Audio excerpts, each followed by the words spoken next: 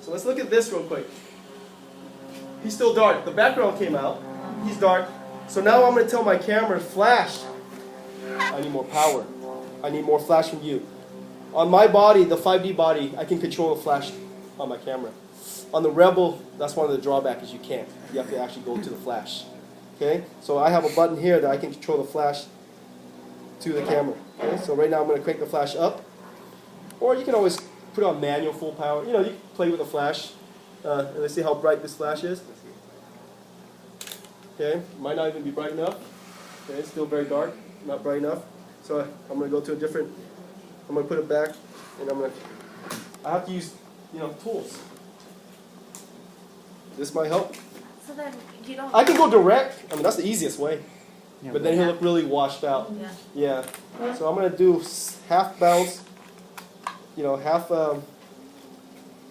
half bounce and half direct.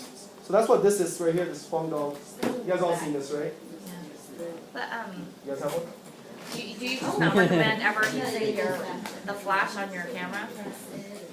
It's not that great. No, It's no, not that it's great. just not that great. It's just there for convenience. Yeah. Most of the higher end models don't even have a flash there. Oh, really? Like this one, the 5D don't. All the 1Ds don't have them. Okay, so let's try this. Okay. Okay, I'm getting a little bit more there. Okay, a little bit better. The background is a little bit brighter. I need more.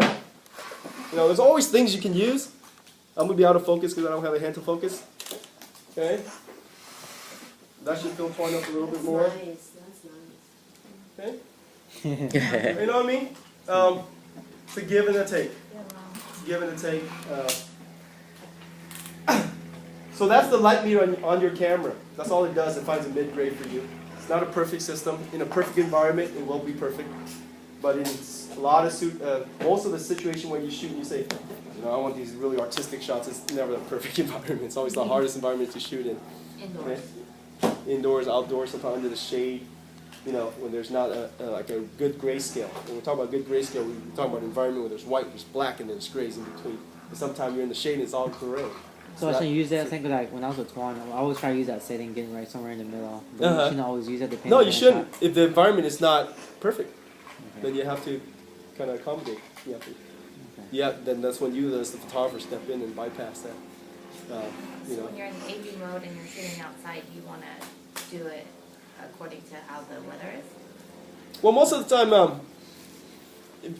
time, like right now, people say when you do portrait, this is actually the perfect environment, slightly overcast. Yeah.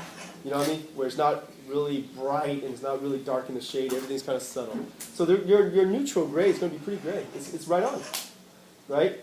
But when it's sunny, and then you're shooting in the shade, so now it's reading the background really bright and you're really dark. That's when most of the pictures comes out. Too bright. Yeah, you too dark, background being too bright. Uh-huh.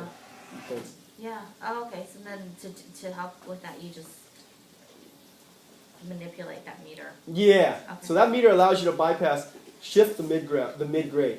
Okay. Cool. To tell the camera, no, you're wrong. The mid grade is more here because this scene is more, white. Okay. So use that religiously, and you should be okay. You really don't need to be on manual mode most of the time. Really, it's a lot of work. Want to take a break? Okay. Let's take a little.